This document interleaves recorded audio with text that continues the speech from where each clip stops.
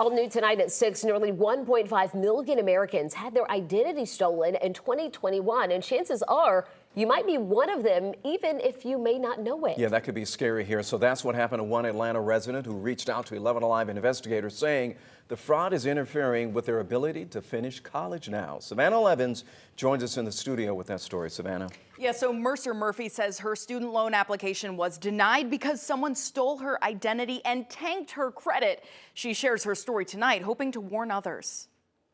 So I've got my police report. I have some letters from Equifax. Mercer Murphy has her nightmare organized, My check systems report, cataloged, the report from the Federal Trade Commission, and spelled out on paper. the FBI. The Georgia State grad is getting her master's in social work at Fordham University. I want to go into immigration policy and immigration advocacy. But when she went to apply for her student loan, And they said it was denied because of a credit situation. a web of fraud began to unravel. That's how I found out that 3 different accounts had been opened in my name. $60,000 of attempted counterfeit checks. She appealed the decision but ended up having to pay the $10,000 for her upcoming semester out of pocket. Until it is off my record, I can't do anything. If I didn't come up with that money, I couldn't register. I made the GoFundMe and was able to put the rest on my credit card. She says she's always been diligent about protecting her personal information. It can happen to anyone, no matter how careful you are about it. We're having upwards of 1 billion records leaked a year. Cybersecurity expert Patrick Kelly says that likely includes yours. We can pretty much ascertain that every person that has ever been on the internet or created an account on the internet likely has been rolled into a data breach. And he says tracking down the source can be nearly impossible. And even though we have state laws that say that we should be disclosing, we haven't really tested those in courts. And the companies know that. Fewer than 4 out of 5 actually report